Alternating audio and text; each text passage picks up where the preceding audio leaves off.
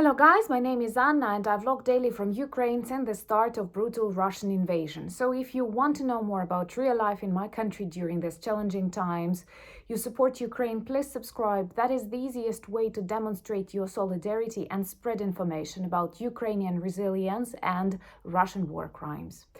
And today, those of you who follow me for a certain period of time understand that I am in a different background. That's because we have an important meeting panel of vloggers who support Ukraine, and not only vloggers from different corners of the world in Lviv. And I'm actually recording this video early in the morning from my hotel room. So please forgive the background and my jacket hanging, but these are vlogs. They are supposed to be very natural, and I hope you forgive that.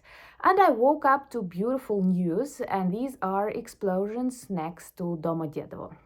You know, I was even laughing because since recently, I have a lot of thumbnails and a lot of videos entitled with different explosions in Russia.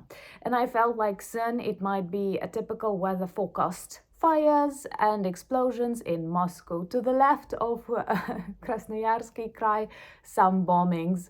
Well, it wouldn't have been funny for me 2 years ago, but when Russia came to kill children, women, erase our culture, destroy our infrastructure, you cannot imagine how many crimes against humanity are committed daily. Actually, when I was going to bed yesterday, I love turning on TV and I rarely watch typical TV stations. And here in the hotel, I did not have an option.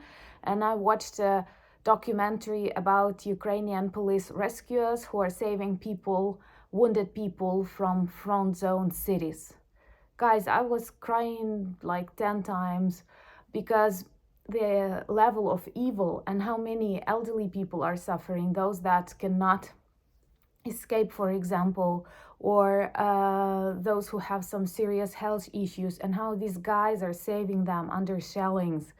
And all these people asking questions, why are they doing this? Why they shoot civilian houses? Don't they see it's a village with like chicken and cows? But they erase cities of hatred. That's why the success of Ukrainian counteroffensive, that is not only supposed to be in the east of Ukraine and the south of Ukraine, but should also take place in Russia, because war always comes on the territory of the aggressor.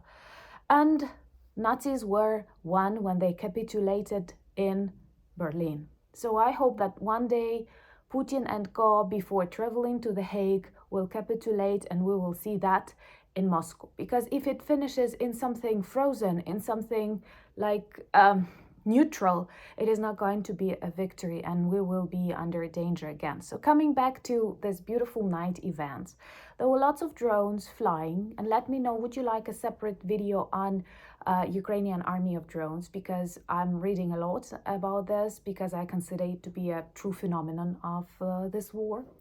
And many of them were stopped in Crimea. But guys, when they are stopped, the air defense systems are working, and these are lots and lots of explosions and also destruction. So actually, even if the systems are working in Ukraine, they produce a lot of sound and people feel war. So those Russians that hear how their air defense works, or how these drones explode, or how when someone is smoking and their plants are on fire, they feel the war. And by the way, I had a video on the explosions on the military plant yesterday, and it turns out it was not only doing the night vision sight gadgets, but also developing a fighter jet. If you agree that Russian military targets are worthy targets for the Ukrainian armed forces and you're not yet subscribed, subscribe, and together we will witness the victory. I'm very active today and I even did not have my coffee yet.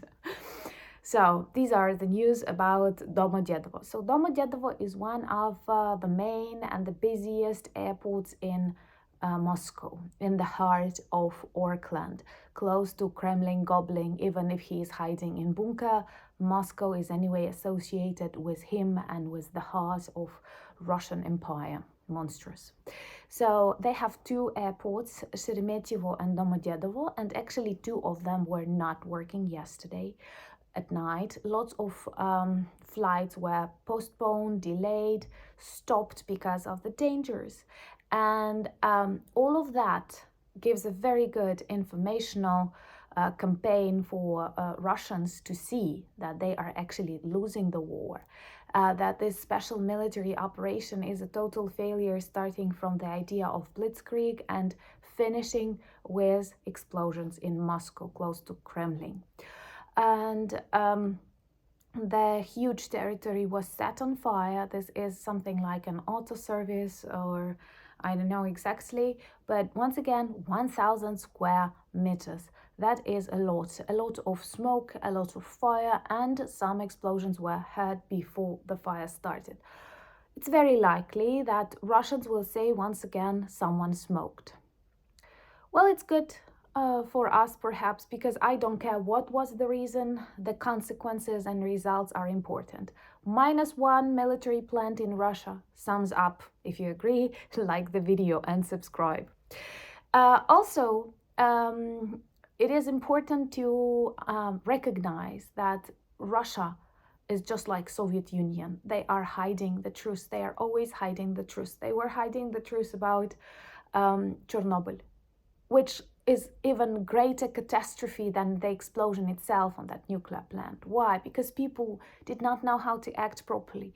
People did not hide. People went on parades for the Labor Day with their children. And only then, like when it was impossible to hide, when the world learned about that and started saying and threatening Russia, they began speaking about it.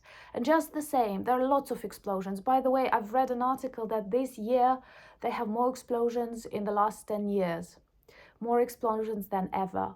And all of this, like the majority, 90% of these explosions are connected to war in Ukraine. I'm not saying that all of these are Ukrainian drones or bombs exploding, but various productions and so on, they've got into war, and war is always deadly.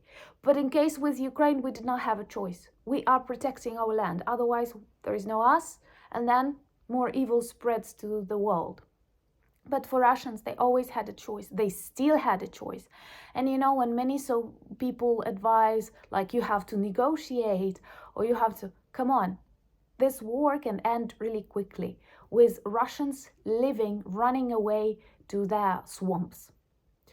I have some comments of Russian trolls from time to time who say that, like, oh, you are encouraging more deaths. No, I'm encouraging liberation of Ukraine and fewer Russian orcs that can kill Ukrainian children. It is very obvious. And Russia started this war. Russia made this war bloody, brutal, and violent. And excuse me that we did not die in 3 days as they hoped. If you agree with me, once again, share some of my videos and subscribe. I invite you to join our live event today at 8 p.m. Probably I will post this video around this time. Also, subscribe to all the beautiful people who organize these events, and in general to all Ukrainian vloggers, and not only Ukrainian vloggers, but strong voices who speak about Ukrainian resilience and Russian war crimes. Subscribe so that one day I can vlog from The Hague, and you know why. Hopefully we will see Kremlin goblin there or dead in one of his bunkers. Remember to join me this Sunday at 9 p.m. Kyiv time for a birthday live stream. Thank you so much for your support. Buy me coffees and becoming my patrons. Subscribe to my Instagram, Twitter, Threads, and Discord community. By the way, those of you who are subscribed will see more of today's event, because I share, like, on Instagram. It's a little bit easier, but YouTube is still the main platform. Thank you so much for being my friends. Thank you for your subscriptions. Thank you for words of your support. Thank you, Russian trolls, for your attention, because they also help the channel grow. Slava Ukraini!